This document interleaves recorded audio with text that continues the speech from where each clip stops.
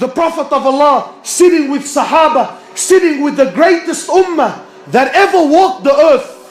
The greatest ummah that ever walked the earth. Authentic hadith. And this is my opinion, or the opinion of the ulama and the mashaykh. Allah sends down Quran speaking about Sahaba. He says, I am pleased with them and they are pleased with me. The Prophet of Allah in the authentic hadith, tune in.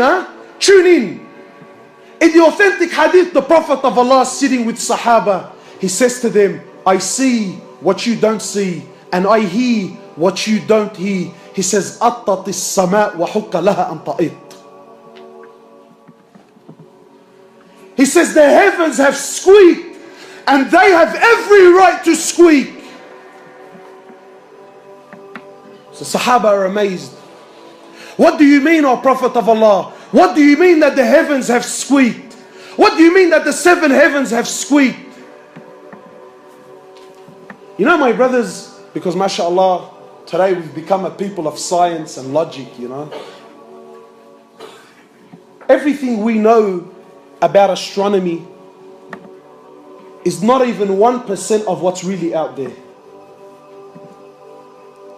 And our solar system, our galaxy is one of millions and millions that are out there.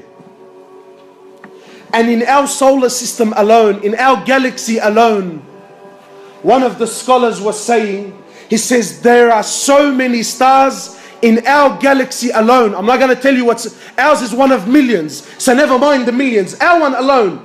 He says in our galaxy alone, there are so many stars. You know, the sun is one of the smaller stars that are in our galaxy. And the sun alone is millions and millions of times bigger than the earth. So the scholar is saying, if we were given 1 second to name every single star that is in our galaxy, you ready for this? You will need 300 trillion years and you wouldn't name every star that is in our galaxy. And all this is in Samawat al-Ula, is in the first heavens. The Prophet of Allah is saying the 7 heavens have squeaked and they have every right to squeak. Why? Why, O Prophet of Allah? Why have they squeaked? You know, sometimes you put a lot of weight onto something, so it starts making noise, it starts giving way because it can't carry the load. The Prophet of Allah says the 7 heavens can no longer carry the load. The load of what? He says, مَا فِي مَوْضِعَ أَرْبَ أَصَابِعَ. There isn't room in all these heavens for 4 fingers except there is an angel in prostration to Allah. And you think Allah needs your money on the way out, huh? You think Allah cares whether you pray or you don't. There isn't room for 4 fingers in all the heavens except there is an angel in prostration to Allah. Angels, from the moment they're created to the moment they stand before Allah, one continuous sajda. They never did anything else. One continuous sajda for billions of years. Yet when they stand before Allah, they say, oh Allah, forgive us.